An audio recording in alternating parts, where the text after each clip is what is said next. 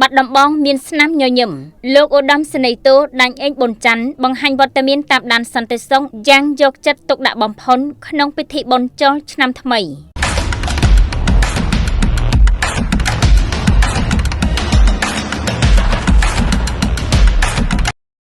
ខណ្ឌបាត់ដំបងក្រមស្មារតីទទួលខុសត្រូវខ្ពស់លើសុខសុវត្ថិភាពនិងភាពសប្បាយរីករាយរបស់ប្រជាពលរដ្ឋនៅក្នុងឱកាសអបអរសាទរពិធីបុណ្យចូលឆ្នាំថ្មីប្រពៃណីជាតិខ្មែរនិងព្រឹត្តិការណ៍សង្ក្រាន្តបាត់ដំបងនាថ្ងៃទី13ខែមេសាឆ្នាំ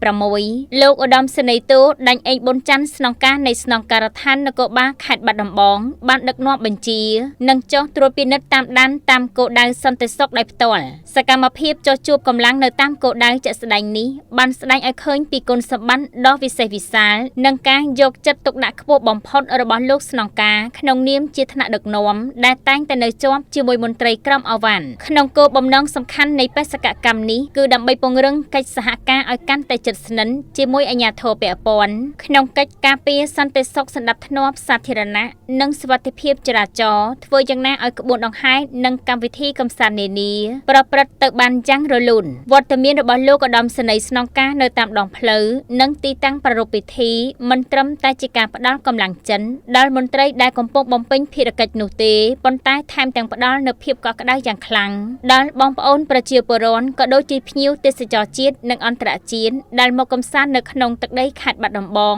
ឲ្យកាន់តែមានទំនុកចិត្តលើសន្តិសុខនិងសណ្ដាប់ធ្នាប់ដ៏ល្អប្រសើរឆ្លងតាមរយៈផែនការការពារដ៏រឹងមាំនិងការដឹកនាំបញ្ជាផ្ទាល់ពីសំណាក់លោកឧត្តមសេនីយ៍តូដាញ់អេងប៊ុនច័ន្ទបានសកបញ្ជាក់ថានគរបាលខេត្តបាត់ដំបងជានិច្ចកាលគឺជារបងដ៏រឹងមាំក្នុងការបង្កលក្ខណៈសប្បាយរីករាយនិងរក្សាសុខសុវត្ថិភាពជូនប្រជាពលរដ្ឋគ្រប់ពេលវេលានៅក្នុងទិវាដ៏មហានក្ខត្តរឹងនៃពិធីបុណ្យចូលឆ្នាំថ្មីនេះសម្រួលអត្ថបទដោយលោកមុតចត្រាប្រមាញ់ជ័យដែន